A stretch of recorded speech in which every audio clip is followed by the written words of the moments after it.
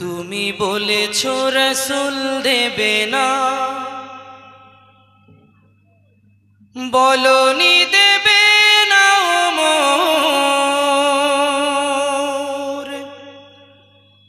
বলনি দেবে না হামজা তারিক, খালিদ বিজয়ী সমর। প্রভু তুমি বলেছো রাসূল দেবে না, বলনি দেবে না ওমর, বলনি দেবে না হামজা তারিক, খালিদ বিজয়ী সমর।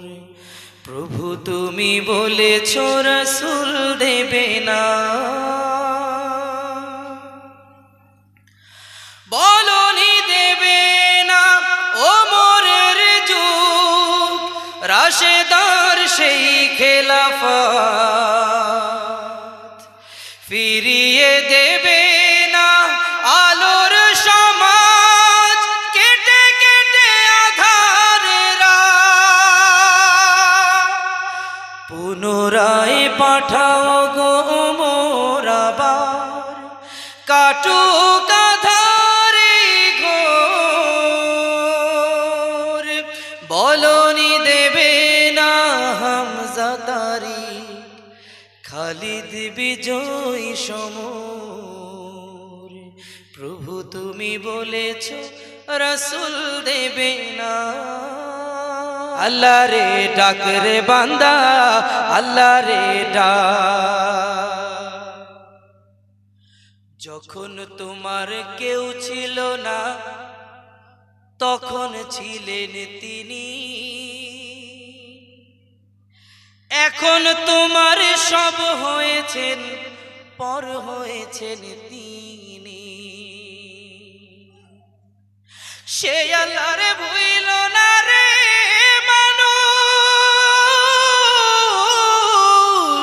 সে আল্লাহরে ভুইল না রে, সে আল্লাহরে ভুইল না রে, জীবন যাকার থাক। আল্লাহ রে ডাক রে বান্দা, আল্লাহ রে ডাক রে বান্দা, আল্লাহ রে ডাক, আল্লাহ রে ডাক রে বান্দা, আল্লাহ রে ডাক।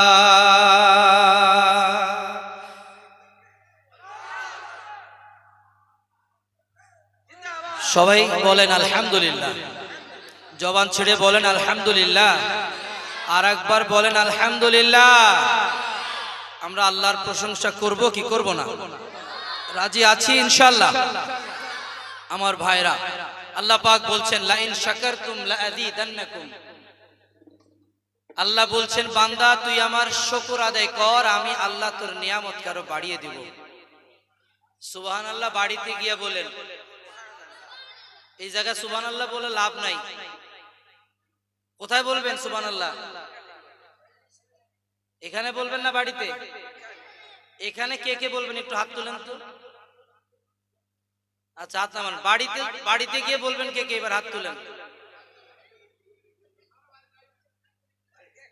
দুই একজন হাত তুলে ফেলছে, এটা ভুলে তুলছে, ঠিক কিনা? আমরা এটা ভুলই ধরে নিলাম। তাহলে আমি যে বললাম আলহামদুলিল্লাহ সুবহানাল্লাহ বলতে, এগুলো আস্তে বলবেন না জোরে বলবেন? তাহলে আরেকবার জোরে জবান ছেড়ে বলেন আলহামদুলিল্লাহ।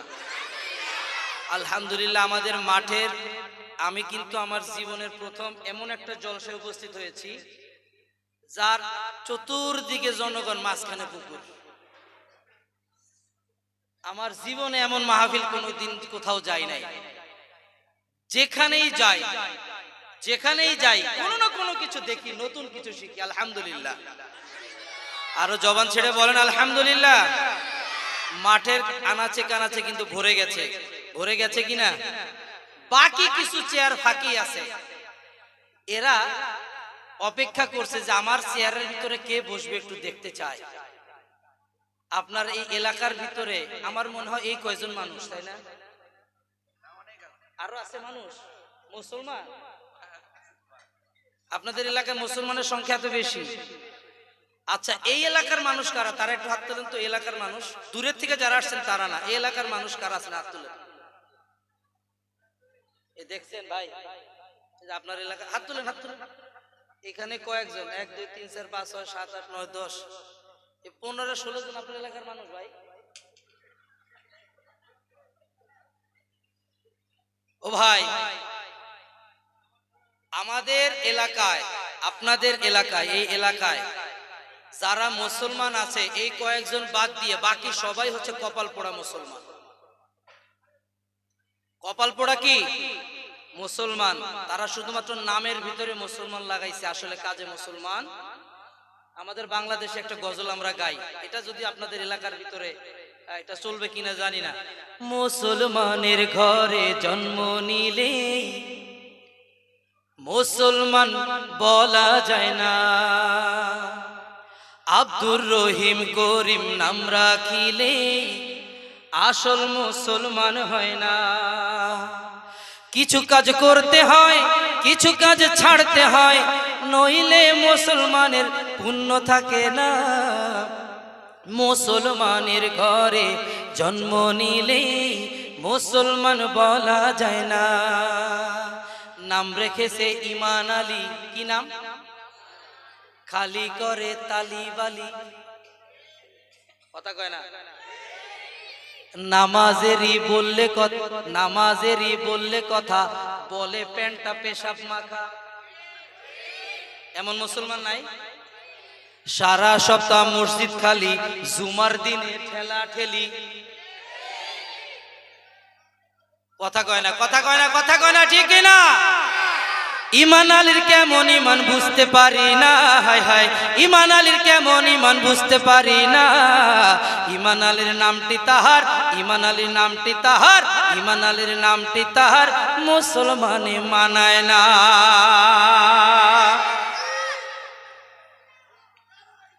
ভাইরা, আপনার এই এলাকার ভিতরে এত সংখ্যক মুসলমানের সংখ্যা, অথচ মাত্র 16-17 জনে মাহফিলের ভিতরে আসছেন। আর যারা আসেন নাই তারা বাইরে বসে বসে ওয়াজ শুনছে আর বলছে ওরা তো বোকা, যারা ভিতরে গিয়ে বসছে। আমরা হইলাম চালাক, আমরা চায়ের দোকানে বসে চা খাচ্ছি আর ওরা বসে বসে ওয়াজ শুনে আর আঙ্গুল চুষছে। এ মুসলমান শোনো, কথা শুনে নাও, এটা হচ্ছে জান্নাতের একটা টুকরা। আলহামদুলিল্লাহ, আরো জবান ছেড়ে আলহামদুলিল্লাহ। এই জান্নাতি টুকরার ভিতরে জান্নাতে ঢুকবে কারা? যারা আল্লাহর প্রিয় বান্দা, শুধুমাত্র তারাই ঢুকতে পারবে। আল্লাহর বান্দা ছাড়া বাকি কেউ ঢুকতে পারবে। ঠিক তেমনি ভাবে আল্লাহ পাক জান্নাতের টুকরা আপনাদের এলাকার ভিতরে বানিয়েছেন। চমৎকার একটি জান্নাতের টুকরা বানিয়েছেন। এই জান্নাতের টুকরার ভিতরে যারা বসে আছেন, শুধুমাত্র কেবলমাত্র আপনারাই আল্লাহ পাকের মেহমান হিসাবে কবুল হয়েছেন। আলহামদুলিল্লাহ বলেন। যারা এখনো প্যান্ডেলের ভিতরে এসে বসতে পারেনি তারা হচ্ছে কপাল পোড়া মুসলমান। তাদের থেকে জান্নাতের টুকরা থেকে তারা বঞ্চিত হয়ে যাচ্ছে। আমরা তাদের জন্য দোয়া করব না ভাই? তাদের জন্য সবাই একবার দোয়া করি। বলেন আমার সাথে, বলেন আল্লাহ। এত আস্তে বললে জীবন ওরা আসবে নাকি? হেদায়েত কি খালি বললেই হয়ে যায়? কণ্ঠ ছেড়ে বলেন, আরেকজনের জন্য দোয়া করবেন, কণ্ঠ ছেড়ে বলবেন, বলেন আল্লাহ আমার ভাইকে জান্নাতে এনে দাও, আমরা একসাথে এক জান্নাতে থাকতে চাই। যারা প্যান্ডেলের বাহিরে অবস্থান করছেন, দয়া করে আপনারা প্যান্ডেলের ভিতরে আসেন। ওনাদেরকে এখন বসতে বললে ওনারা চলে যাবে। ওনারা নিয়ত করে দাঁড়ায় আছে যে গজল শেষ আর আমরা এখান থেকে ভাগবো। ভাই আমার, যারা দাঁড়িয়ে আছেন আপনাদের হাতে ধরি, পায়ে ধরি। যারা আমার ছোট তাদেরও পায়ে ধরি, ভিতরে ঢুকে যান। আল্লাহর রাস্তায় জান্নাতে ভাই, এই জান্নাতের টুকরা আপনাদেরকে নিয়ে একসাথে থাকতে চাই। আল্লাহ পাক কবুল করুক। সকলে বলেন আমিন। আরো জবান ছেড়ে বলেন আমিন। আরো জবান ছেড়ে বলেন আমিন। তার দুহাতে নিয়ামতে সম্ভার, সে দান কেমনে করবে অস্বীকার। তার দুহাতে নিয়ামতে সম্ভার, সে দান কেমনে করবে অস্বীকার। চোখ মেলে দেখো সেই স্নেহময়, চোখ মেলে দেখো সেই স্নেহময়, অনু অন্তরে প্রতিক্ষণ সঞ্চার।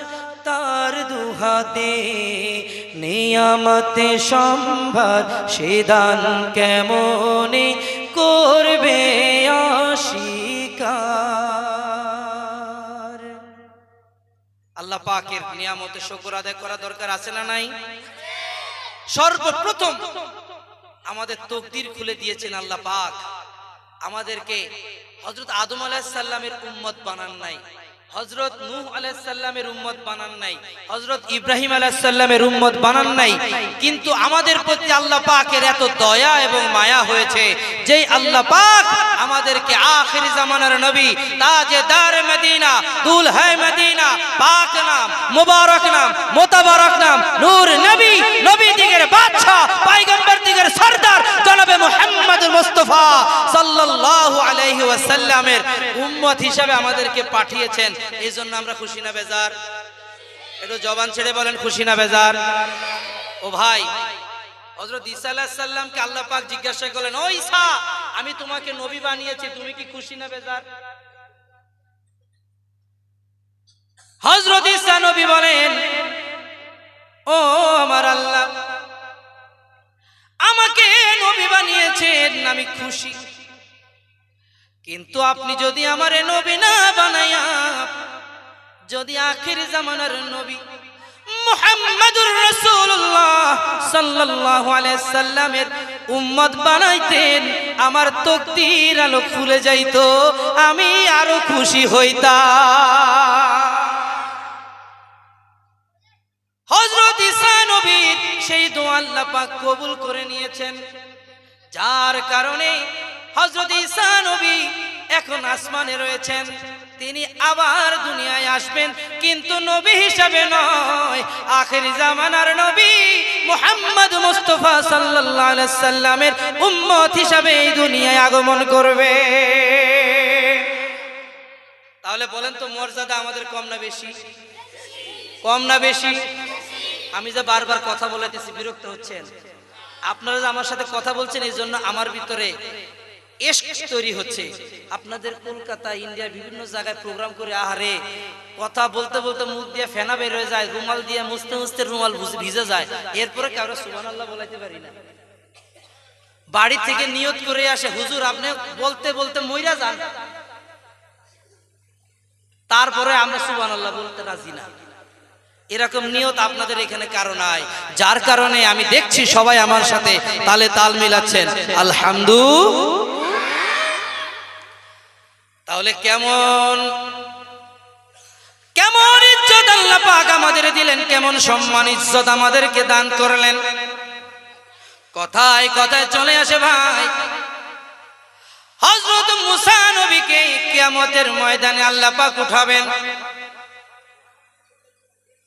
মুসা নবী আল্লাহর কাছে বলবেন, ও আল্লাহ, আমার বিচার কি হবে আমি জানি না, আমার উম্মতের আমার কথা শুনে নাই, আমার কথা শুনে নাই, আজ কিয়ামতের ময়দানে আমার কি অবস্থা হবে আল্লাহ আমি জানি না।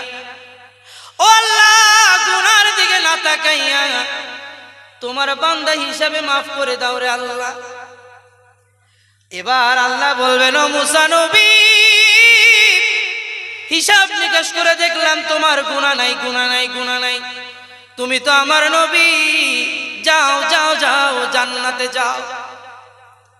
দিল লাগে শোনেন ভাইরা আমার, হযরত মুসা নবী এবার জান্নাতের দরজার সামনে যাইয়া দেখে দরজা আটকানো, জান্নাতের ভিতরে ঢোকা যায় না।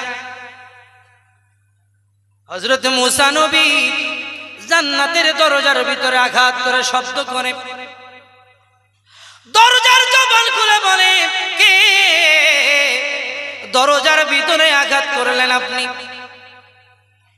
এবার মুসা নবী জবাব দেয়, আমি মুসা নবী, দরজা খুলে দাও, দরজা খুলে দাও, আমি জান্নাতের ভিতরে ঢুকতে চাই। দরজা উত্তর দেয়, না না না, এই দরজা দিয়ে আপনি মুসা নবী ঢুকতে পারবেন না। মুসা নবী রাগ হয়ে গেল। মুসা নবী এবার হাঁটতে হাঁটতে হাঁটতে হাঁটতে আবার আল্লাহর কাছে যায়। আল্লাহর কাছে যেয়ে বলে, আল্লাহ, আপনি তো জান্নাত